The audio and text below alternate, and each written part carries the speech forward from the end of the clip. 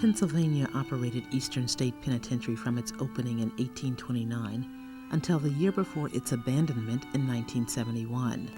By the time Eastern closed, prisons had become the standard response to crime in American society. But in the first decades of the 19th century, prisons were still experimental, and Eastern's system of separate confinement represented one of the most controversial and expensive social experiments of its day. Eastern's distinctive system initially set it apart from other prisons. Nevertheless, its story is a tale of the nation's changing ideas about crime and punishment. Contemporary debates about the prison system echo with the hopes and frustrations that punctuated Eastern's history.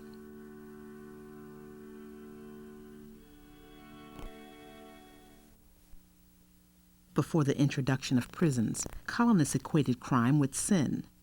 Sinful impulses were an unfortunate but inevitable consequence of man's fallen nature. Crime might be deterred through fear of God's wrath or man's, but whether deterred or not, crime had to be punished. In addition to the widespread use of fines, punishments included public humiliation in the stocks or pillory, flogging, branding, and banishment. For many offenses, including repeated convictions for stealing, the penalty was death on the gallows.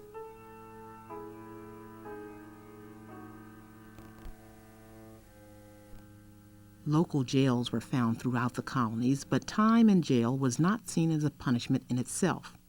No one expected that time in jail would either deter or reform criminals. Jails held people awaiting trial or sentencing, or they held debtors until they could make good on their debts. Inmates were usually indiscriminately mixed, often crowded together: male, female, young, old, felon, debtor. The colonial system of punishments depended upon social and geographic stability. Personal ties of family, church, and community enforced standards of conduct. Formal and informal sanctions promoted sober, obedient, God-fearing behavior and punished deviance and depravity.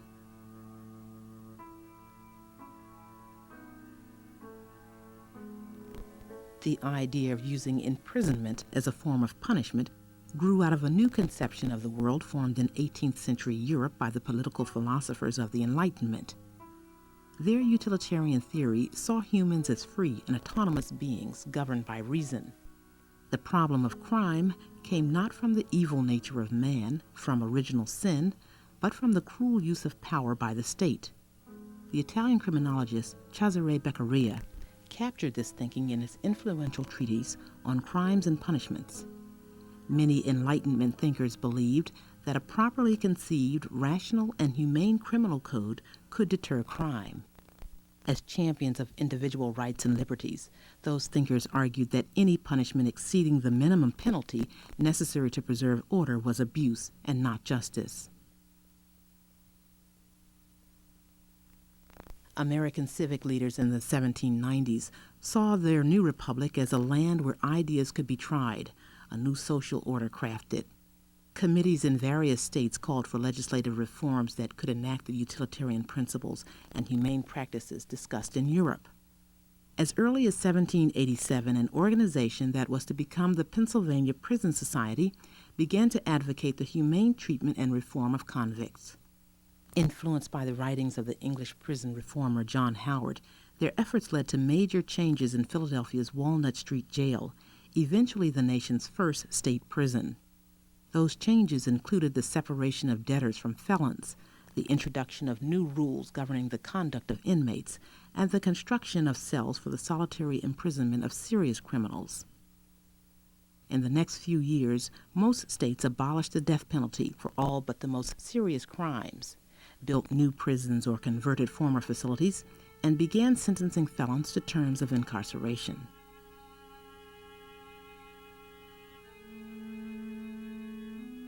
Despite the optimism that inspired those reforms, early prisons, which were little more than holding pens, quickly became crowded with repeat offenders. It was not unusual, we are told, for 16 convicts to be locked up together by themselves in one cell for the night, with lights, cards, musical instruments, and a supply of intoxicating liquors. In these committee rooms of Satan, the vilest schemes of profligacy were devised and the grossest acts of depravity perpetrated, while confederacies and combinations were formed by the practiced veteran with the novice in crime, Frederick Adolphus Packard. Nowhere was this system of imprisonment crowned with the hoped-for success. Every year, the legislature of each state voted considerable funds toward the support of the penitentiaries, and the continued return of the same individuals into the prisons proved the inefficiency of the system. However, instead of accusing the theory itself, its execution was attacked. It was believed that the whole evil resulted from a lack of cells and the crowding of prisoners. Alexis de Tocqueville, 1833. Problems of crime and disorder alarmed many in the new republic. Political and economic changes were disrupting previous social arrangements, weakening the relationships that had defined and maintained an orderly society. Growing numbers of landless, unskilled, and unapprenticed people, both immigrant and native-born, traveled the countryside and congregated in newly emerging cities. Between 1790 and 1830, the population of Pennsylvania tripled. Civic leaders became increasingly concerned about the undisciplined, immoral, and illegal conduct of these lower classes. Establishing social order among the poor was a prevailing concern. Our newspapers teem with relations of crimes of every dye.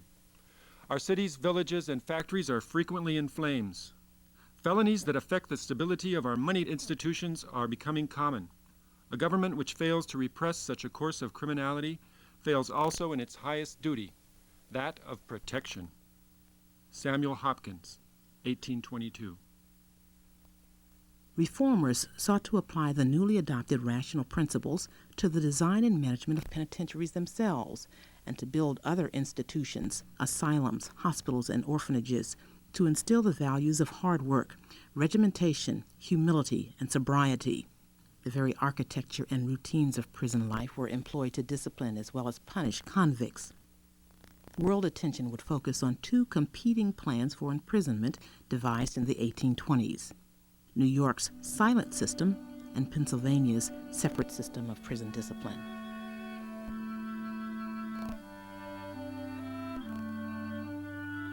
New York State authorized the construction of Auburn Prison in 1816. Auburn introduced a congregate form of prison discipline that, through the use of brutal floggings, prohibited all communication between convicts, even as it required them to work side by side throughout the day. That system became known as the silent system.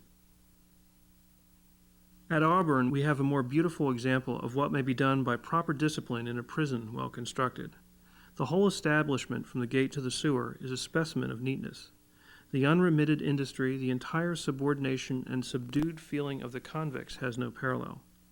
In their solitary cells they spend the night with no other book but the Bible, and at sunrise they proceed in military order under the eye of the turnkeys in solid columns with the lock march to their workshops, thence in the same order at the hour of breakfast to the common hall, where they partake of their wholesome and frugal meal in silence. Not even a whisper is heard, the bold staring of the prisoners, which indicates an unsubdued and audacious spirit in the culprits. This is never seen at Auburn. The Boston Prison Discipline Society, 1826.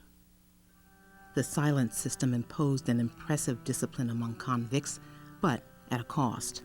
Auburn's administrators and admirers abandoned the humanitarian ideals that had played such an important role in the introduction of prisons, and they abandoned hope and responsibility for reforming criminals.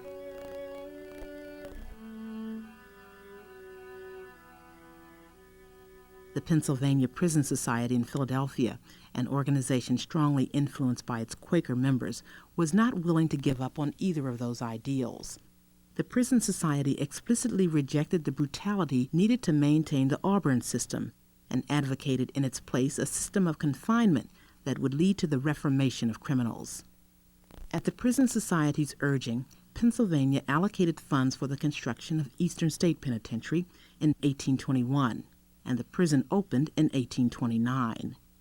The design of Eastern State embodied Quaker ideas about the nature of man and the redemptive powers of solitary reflection and penitence. The founders of Eastern selected a plan that enabled convicts to work in the isolation of their cells. Complete isolation, relieved by the discipline of work, would allow convicts to seek the light of God, which Quakers saw as the path to reformation. Absolute solitude for years without labor or moral or religious instruction probably does bear too severely upon a social being like man. But this mode of punishment, weighing as it does upon the hardened and impenitent felon, is eminently calculated to break down his obdurate spirit. When that important object of penitentiary discipline has been gained, he learns and he feels that moral and religious reflection, relieved by industrious occupation at his trade, comfort and support his mental and physical powers, divest his solitary cell of all its horrors, and his punishment of much of its severity. Charles S. Cox, 1830. The philosophy guiding Eastern presented many challenges for the architect. The building had to prevent communication between inmates in order to maintain total isolation and silence. Each cell had to accommodate both the prisoner and his or her work equipment. In addition, each cell had to be equipped with water, rudimentary plumbing, and heat. Prevailing theory held that prisons needed adequate ventilation to prevent jail fever, which had plagued earlier institutions, and the planners wanted an imposing building that would inspire fear and respect among the citizenry. Let the avenue to this house be rendered difficult and gloomy by mountains or morasses. Let its doors be of iron. Let the grating occasioned by the opening and shutting of them be increased by an echo that shall deeply pierce the soul. Benjamin Rush. In attempting to unite convenience, strength, and economy with other desired objects in this prison, I have maturely studied various geometrical figures, but could not find any so advantageous for the accomplishment of those properties as the one I have adopted. It appears to me to be a form best calculated for watching, convenience, economy, and ventilation. John Haviland. John Haviland's original plan called for 250 cells, each with its own exercise yard, arranged in 7 single-story wings. The centrally placed guard and the design accommodating surveillance reveal the influence of the ideas of the English philosopher Jeremy Bentham. Bentham had extended utilitarian principles to the design of a model prison, which he called the panopticon. In his plan, prisoners never knew when they were being watched. Guards hidden from the prisoner's view could see into any cell from the central observatory. Haviland's plan for Eastern also emphasized watching, but it was the empty spaces between cells that guards could see from the rotunda. To overhear and stop forbidden communication between convicts, guards patrolled the corridors with stockings covering their shoes. Prisoners occupied the first cell block of Eastern State in 1829, even as construction was still underway. Population pressures were heavy from the start. Before the work crews had finished blocks 2 and 3, prison officials realized that the original plan would not house a sufficient number of convicts. Haviland had to redesign the remaining 4 blocks as 2-story structures. The new plans accommodated 450 prisoners in separate cells. Another major design change made during construction involved the addition of interior cell doors. The first 3 cell blocks allowed entrance to each cell only through its exercise yard. Inside walls lacked doors and had only small feeding windows to permit guards to pass convicts their meals. But that design proved inconvenient and inefficient for both the guards taking convicts to and from their cells and the prison chaplain, making rounds to offer religious instruction. Haviland's cell blocks were built on 10 acres of a former cherry orchard outside Philadelphia, and many people refer to it as the Cherry Hill Prison. An imposing 30-foot stone wall enclosed the entire site. Since the design called for all prisoners to remain within their cells for the whole of their terms, the wall, with its corner towers and Gothic style, was intended as much to intimidate citizens as to contain the inmates. Both men and women served time at Eastern, though the number of female convicts rarely exceeded 8 or 10% of the prison's total population. In the early years, a typical sentence was for 2 or 3 years. Few inmates served terms of more than 14 years, though the sentences were longer in the latter part of the prison's history. At committal, a convict was interviewed, given prison clothes, and taken to his or her cell. For that passage through the prison, a hood was placed over the prisoner's head to keep any but the guards and keepers from knowing the convict's identity.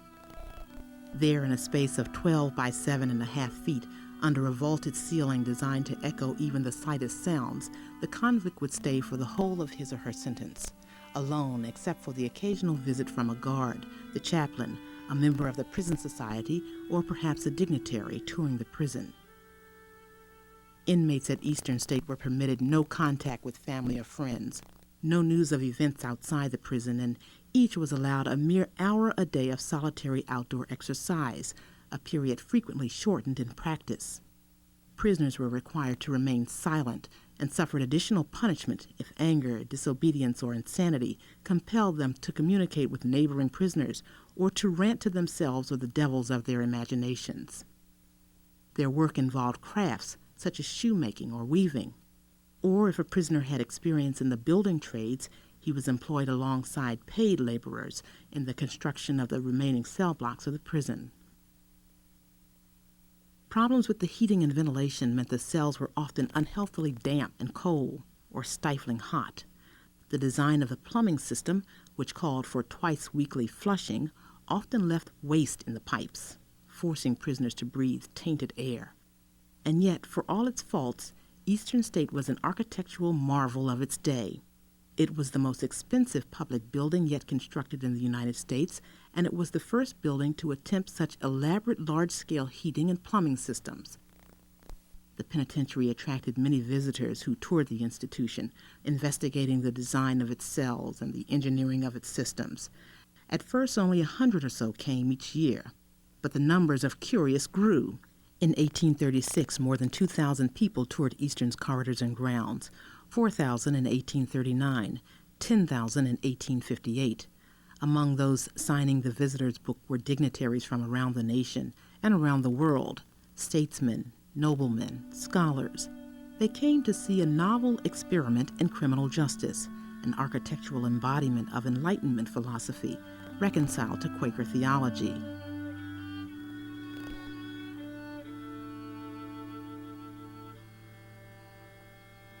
The majority of visitors applauded the prison, and its radial design became the model for new prisons around the world. But Eastern's separate system was not without its critics. The humanitarian ideals of the separate system were difficult to implement in practice. Problems with discipline and abuses of power corrupted the system from its start. Proponents of New York's more militaristic Auburn system pointed to the unprecedented expense of Eastern's construction and charged that its system of solitary labor was unproductive and unprofitable. They argued that inmates learned no discipline alone in their cells, where they did not face the hardship of working silently alongside other convicts under the supervision of guards. Despite its claims of conducting a noble experiment, unsullied by base concerns for money and humane in its treatment of inmates, just 5 years after its opening, the state had to investigate charges of abuse of prisoners, misuse and embezzlement of funds, and immoral practices of officers and agents of the prison. Testimony revealed that prisoners were allowed out of their cells to wait on the administrative staff or to do work that earned money for officers. Lax enforcement of rules for silence and isolation continued throughout the 1840s and 50s, and included the practice of pairing prisoners to work together to learn a craft or trade. The 1834 investigators also uncovered the use of severe and abusive punishments against prisoners. One boy, Charles Warwick, sentenced at age 16 to 5 years for arson, was severely punished for cutting shoe leather. He was kept in the dark punishment cell for 42 days. On the evening of that day, one of the keepers was attracted to the cell of this miserable wretch by repeated knockings. On looking in at the cell, the convict exhibited every symptom of delirium produced by starvation. He was on his knees, his eyes rolling in frenzy, and his frame reduced to a skeleton. Another boy, Seneca Plumley, who entered the prison at age 19 for horse stealing, was subjected to a water bath, which involved pouring buckets of cold water over a prisoner from a great height. The investigation found that the weather was extremely cold. He was in a state of nudity, and icicles formed on his hair, and his person was encrusted with ice. Most notorious was the use of the iron gag, used to punish prisoners caught talking to others. This was a rough iron instrument resembling the stiff bit of a blind bridle, with chains at each end to pass around the neck and fasten behind. This instrument was placed in the prisoner's mouth, the chains brought round the jaws to the back of the neck, drawn tight to the fourth link, and fastened with a lock. His hands were then forced into leather gloves and crossed behind his back. The straps were drawn tight, the hands forced up toward the head, creating pressure on the jaws and jugular vein, producing excruciating pain and a hazardous effusion of blood to the head. The McKelway Report, 1835. On June 27, 1833, Matthew Macumsey died while fastened in that device. The investigation of 1834 also offered the first evidence that the prisoners found ways to communicate with each other through notes and rapping on the pipes, and that the officers permitted prisoners to leave their cells unmasked to work on tasks within the prison. While some critics focused on the laxness of rules at Eastern, others pointed to the dangers associated with strict adherence to those rules. In the outskirts of Philadelphia stands a great prison called the Eastern Penitentiary, conducted on a plan peculiar to the state of Pennsylvania. The system here is rigid, strict, and hopeless solitary confinement. I believe it, in its effects, to be cruel and wrong. In its intentions, I am well convinced that it is kind, humane, and meant for reformation, but I am persuaded that those who devised this system of prison discipline, and those benevolent gentlemen who carry it into execution, do not know what it is they are doing. I believe that very few men are capable of estimating the immense amount of torture and agony which this dreadful punishment, prolonged for years, inflicts upon the sufferers. Standing at the central point and looking down these dreary passages, the dull repose and quiet that prevails is awful.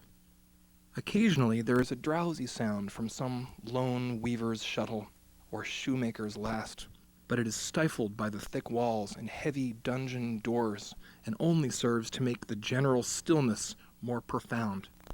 The prisoner is a man buried alive, to be dug out in the slow round of years. Charles Dickens, 1842.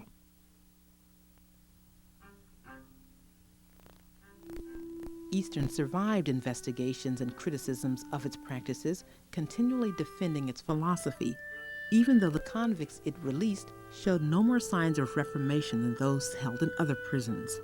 However, the 1840s were the beginning of the industrial age in America, and the changes that came with industrialization eventually made it impractical for the separate system to continue. The majority of men and women who served time at Eastern were sentenced for property crimes and came from the lower economic classes. Most were convicted for larceny, followed by burglary, horse stealing, forgery, and robbery. As the debates of the early 19th century made clear, the invention of penitentiaries represented both optimism about the possibilities of social engineering and profound anxiety about the emerging lower classes.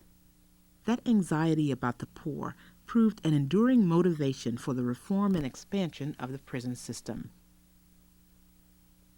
From the start, fear of the poor was mixed with a contempt for people of color, a contempt that grew as the number of dislocated blacks increased. But it must be remembered, in the 19th century, Irish, Italians, Jews, and Chinese were all considered to be separate races threatening to pollute the white race. Then, as is often the case now, native-born whites portrayed crime as a problem brought to America by outsiders. Had the native population of our country been left to the natural and potent influence of these conditions, we should have an unprecedented minimum of crime. Indeed, no one familiar with our criminal returns can fail to see how large a percentage of convicts are of foreign birth or extraction. It is very obvious that such a mass of corrupt and corrupting elements cast into the heart of our population will rapidly diffuse itself throughout the community. Like a foul, turbid stream emptying into a comparatively pure lake, its course can be traced a little way, but is soon indistinguishable from the surrounding waters, which in time it assimilates to its own dark hue. The Pennsylvania Journal of Prison Discipline, 1852. Not only does immigration bring among us the predatory criminals of all nations, but foreign anarchists openly advocate murder and arson in our slums. Theodore Bingham, Police Commissioner of New York City, 1908. The first half of the 19th century was a period of escalating tensions over slavery. Philadelphia had a large, free black population, but its proximity to the Mason-Dixon line and its social and economic ties to the South, as well as its status as a major stop on the Underground Railroad, made race relations far more tense than one would suspect from its charitable Quaker heritage. The peculiar situation of Pennsylvania as a frontier state between the slave and free states, and hence the recipient of a worthless class of colored persons, is the cause of our having so large a portion of colored prisoners. If we add to these the depraved and abandoned persons who infest this large city, it is manifest that we have the most worthless, ignorant, and least profitable inmates of any prison in the Union. Warden Wood, 1840. During the 19th century, between 20 and 50% of Eastern's American-born inmates were black, a percentage far greater than their proportion in the general population. Eastern's first inmate, Charles Williams, and the first 4 female inmates were black. Masses of immigrants began to compete for their jobs in a rapidly changing labor market. A large number of Irish and German immigrants, fleeing political and economic problems in their own countries, arrived in Philadelphia and settled in the outskirts of the city during the 1840s and 50s. American industrialists actively recruited these populations. Their cheap labor fueled the nation's economic expansion. American-born craftsmen who were losing their livelihoods to industrialization found immigrants and blacks easier to blame for their problems than the structural changes occurring in the American economy. All the major urban centers saw nativist riots directed against the Germans, Irish, Catholics, or blacks during this time. Rioting occurred in the southward Kensington and Manayunk sections of Philadelphia, all areas of early industrialization and poor ethnic ghettos. The riots of 1844 were perhaps the most serious, with at least 30 people killed and 2 Catholic churches and a convent burned. Another wave of immigration occurred between 1880 and 1920. This time the immigrants came mainly from Central, Southern, and Eastern Europe. Jews settled in 2 sections of Philadelphia, many finding employment in the garment industry.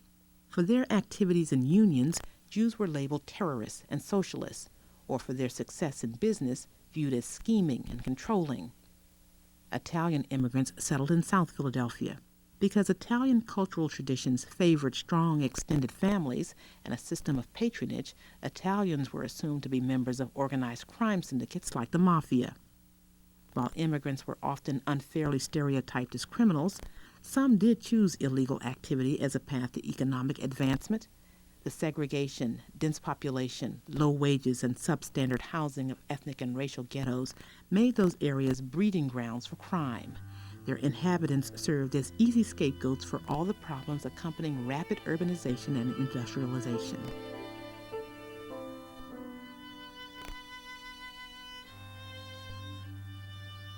After the 1840s, virtually all U.S. prisons adopted Auburn's congregate model of confinement, allowing the state to organize prison labor on an industrial model. Prison officials used convicts for productive and profitable labor that subsidized the cost of the institution. Between the 1840s and the 1860s, most prisons employed their inmates in shops and factories constructed on the prison grounds. Private contractors leased the convicts' labor, supplying the materials and supervision for production in the prison shops. For the next several decades, the officials at Eastern continued to defend the merits of solitary labor.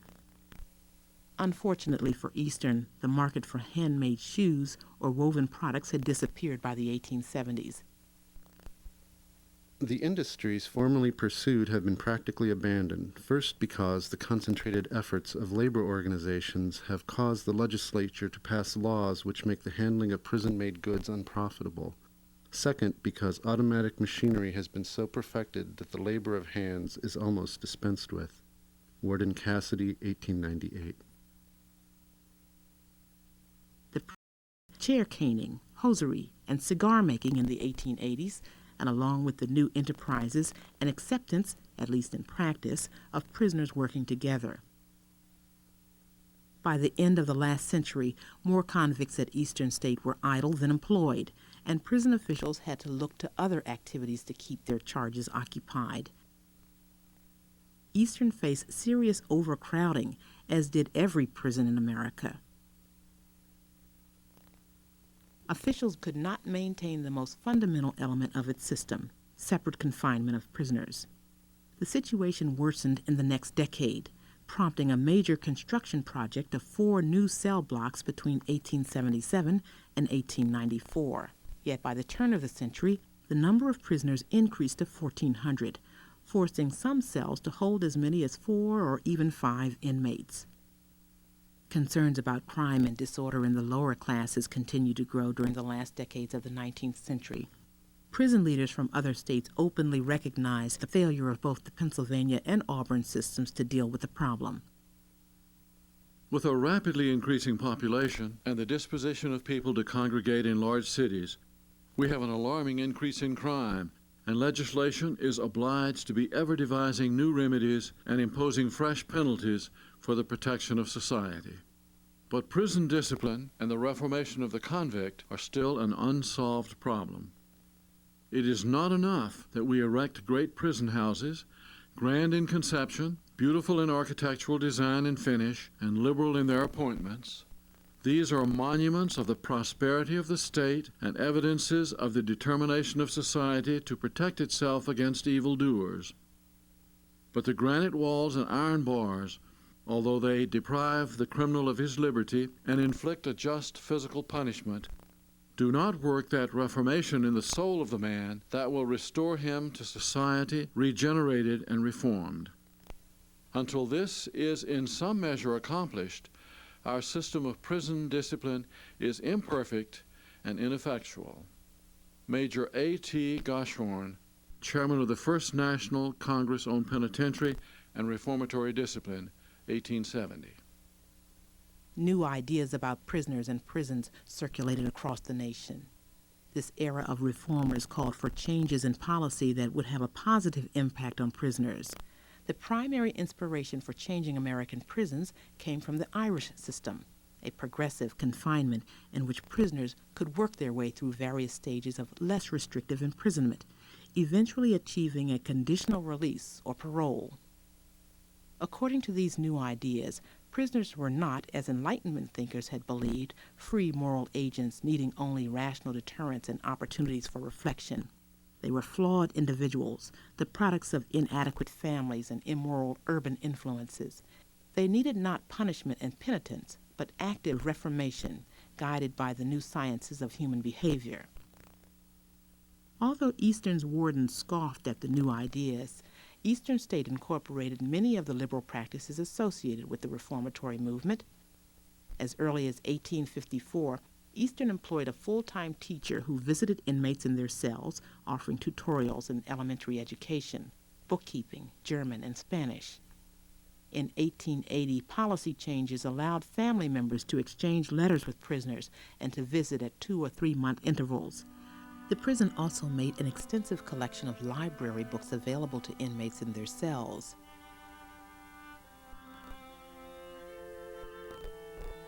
After Warden Cassidy, a staunch defender of the Pennsylvania Plan, died in 1900, Eastern State Penitentiary adopted more of the reformatory practices inspired by the Irish system.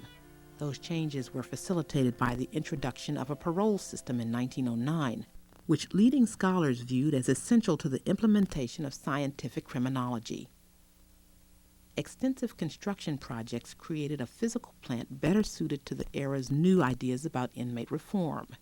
In the first 8 years of the new century, using inmate labor, the prison added an industrial building, a shop building, and an emergency hospital for contagious diseases. Existing facilities were improved and repaired. Between 1909 and 1911, the construction of another new cell block added 120 cells for first-time offenders. Eastern set up a literacy program and trade schools. Finally, in 1914, inmates were permitted to congregate for religious services, school classes, and labor. Solitary confinement was now used as a form of punishment or a means of isolating prisoners considered too dangerous or disruptive to be in the general population. 1918 saw the introduction of powered machinery into the shops. Only the radial design of the original cell blocks retained any imprint of Pennsylvania's separate system. That design hampered the prison's transformation. New buildings filled the open spaces between the cell blocks, crowding the 10 acres enclosed by Eastern's high stone walls. But a growing residential community outside the prison prohibited expansion. The early 1920s witnessed serious problems with discipline and security at the prison, due in part to the challenges of supervising a facility poorly suited to congregate activities. Idle prisoners, overcrowded and deteriorating buildings, grew restive and increasingly violent. Prison authorities tried to divert inmates with organized team sports and other recreational activities. But problems mounted, leading to troubles that prompted a major investigation by the grand jury, and following that, the dismissal of the warden, Robert McKenty. The grand jury's report told of widespread drug use, serious breaches in order, and an inmate culture shaped by brutality and extortion. Prison officials had lost control over inmate behavior after Eastern's Board of Inspectors approved a program of inmate self-government, a plan inspired by the goals of the reformatory movement and implemented successfully elsewhere. At Eastern, the results were disastrous. According to the grand jury's report, the self-appointed inmate committee, known as the Four Horsemen, lost no time in taking control. The Committee of Four roamed the prison until all hours of the night. Others were out of their cells many hours after the evening lockup. Venereals, tuberculars, psychopaths, and sodomists were released from the quarantine or solitary confinement into which they had been placed. Holdups occurred, and certain of the guards were in fear of their lives. Supplemental report of the April Grand Jury, Philadelphia County, May 1923. The investigation concluded that between 200 and 400 prisoners were addicted to drugs, principally heroin, which was supplied by visitors or corrupt guards and distributed by a network of inmates. They also uncovered 8 whiskey stills, organized high-stakes gambling, and prostitution. The carnival of lawlessness was finally quelled in April 1923, when 50 inmates considered to be at the forefront of the uprising were transferred to other prisons.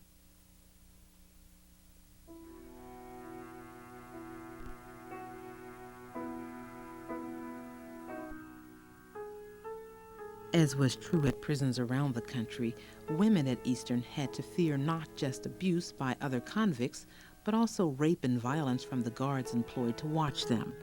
In October 1922, a female inmate at Eastern State swore out a complaint. One of the keepers came into my cell. I told him to go out, but he said every woman that came in would do what they wanted her to do. So the next day, there was a colored woman and a white woman in the jail who told me that the women would do what the keepers asked them to do. And if you tell on one keeper, everybody would be down on you. So he came in again, and I yelled, and he grabbed me and shook me and told me to turn over, and then unfastened his pants. I told him no. Then he tried to stick his privates in my mouth, having put his hand in back of my head. He stayed there and told me he wanted to use me, and I was afraid, and I consented. He then had sexual intercourse with me. 1 or 2 nights after this, I saw him have intercourse with Annie in her cell next to mine. I talked the matter over with Eveline, the colored woman, and Annie, the white woman, and they told me that I should not say anything about it, that he carried the mail out for us and brought candies and stockings in from the outside. In all, inside of 2 weeks' time, I had intercourse with him 3 times. I wrote a note complaining of this treatment and gave it to a maid named Margaret to hand to the matron. The matron did not come. On the 30th day of July, 1922, I was taken sick on a Sunday morning. The maid came with the matron, and I said, "I'm sick, and this woman you put in with me yesterday jumped over on me." And the warden, who was standing around the corner, before the matron could give me an answer, said, "This is no sanitarium, it is a jail, and I am not the cause of you being here." Then they all left me. That night my baby came about dark. It was dead. I picked it up and put it in the next cell, which was the wash house. I stayed in bed about 1 week. I didn't see a doctor nor the matron during that time. About 2 weeks later, the matron came to see me. I then sent for my lawyers to explain this to them, but they did not come. I wrote letters to my half-sister. About 2 months later, my lawyers came to see me and I told them everything. And they said, if the baby was dead, just let it go and don't say anything. About the 14th or 15th, the prison board came to see me at the cell. Ethel Johnson, October 1922. A few years later, women prisoners were relocated to a separate facility, the State Industrial Home for Women at Muncie.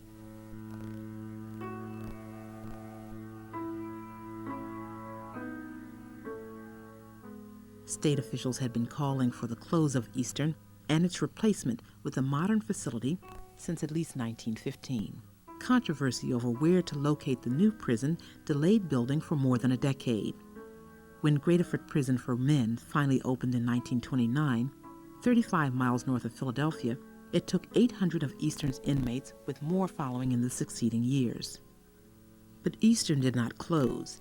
Instead, the less troublesome prisoners who promised a greater chance for reform went to the prison at Graterford, and the now outdated facilities at Eastern, supplemented by yet another new cell block, became a maximum security prison intended for hardcore repeat offenders.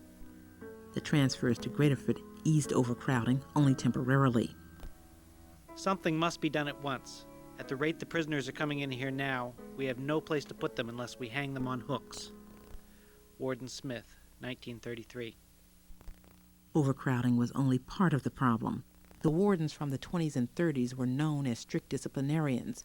The first, Warden Groom, replaced many of the guards with military veterans. He built sentry boxes on the corner of the towers, arming them with Krag repeating rifles and Thompson submachine guns. He had iron gates placed at the ends of cell block corridors, moved the warden's office and the visitor's room to the front building, and added an iron gate to the front portal. For punishment, he threw prisoners into the Klondike, a dark and damp, unfurnished cell where men were left unclothed and fed bread and water. His successor, Warden Smith, followed similar policies. Yet, repeated escape attempts, violent outbreaks, hunger strikes, and riots plagued both regimes. The punitive measures of the guards angered convicts and contributed to the violence. Not all the prisoners' complaints in the 20s and 30s concerned violence. They also charged the warden with favoring certain prisoners. Chicago gangster Al Capone was imprisoned at Eastern in 1929 on a weapons charge. When I was serving my time at Cherry Hill in 1929, the main thing I was sore about was why wasn't I a big shot while I was at it. Here I was doing 8 years for a $197 stick-up and catching all the hell a con gets. And here was Scarface Al Capone in the same pen, living like a king. Former prisoner, 1933. Escape attempts took several forms. The most dramatic involved digging tunnels. Officials replaced wood planking on cell floors with poured concrete following the discovery of tunnels in the mid-1920s. Excavation for a new central heating system revealed many more abandoned efforts. Warden Smith estimated that 30 tunnels were dug in the late 1930s. The most notorious tunnel escape came in April 1945, involving 22 men, led by Clarence Kleindienst and including Willie Sutton. 10 men never made it out of the prison. Several were recaptured that same day, the remainder within 2 months of the break. The scarcity of employment during the Great Depression limited parole opportunities, increasing crowding in the prison. And though formal policy identified rehabilitation as the institution's primary goal, Warden Smith betrayed his disdain for such ambitions, calling them a joke and saying, "We can't even maintain discipline satisfactorily." In his opinion, 1/3 of the inmates were insane, defectives, or degenerate. Economic troubles in the 30s, followed by the production boom of World War II, attracted many rural Southern blacks to industrial centers in Pennsylvania. Blacks continued to get arrested and convicted at higher rates than whites, in part because of racist law enforcement practices. Before the war, less than 1/3 of Eastern's population was black. That percentage rose to more than half in 1948. Within the prison, blacks and whites were segregated until 1960, with the majority of black inmates housed in cells near the kitchen where they worked, serving other convicts. Pennsylvania's Governor Edward Martin called Eastern State Penitentiary not fit for human habitation in 1944, but the prison remained open and repairs on the dilapidated buildings postponed the inevitable. In 1954, Eastern State Penitentiary was given a new name, the State Correctional Institution at Philadelphia, reflecting the state's commitment to rehabilitative programs in keeping with the turn towards social and psychological counseling favored by professional criminologists. A death row was added in 1956, though prisoners were not executed at Eastern. In 1970, the Eastern State Penitentiary in Philadelphia finally closed. Its remaining prisoners transferred to Graterford.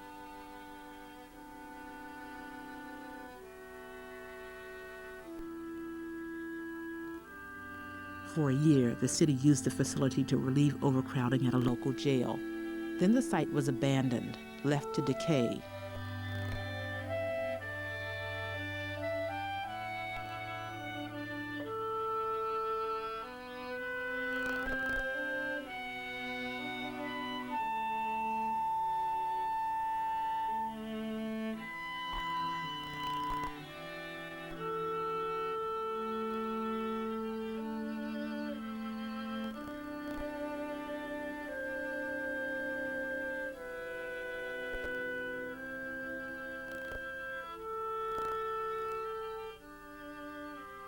Developers proposed turning Eastern into a shopping mall or a gated community. Finally, after much debate, the city permitted the Pennsylvania Prison Society to take over the ruin and manage it as a historic site.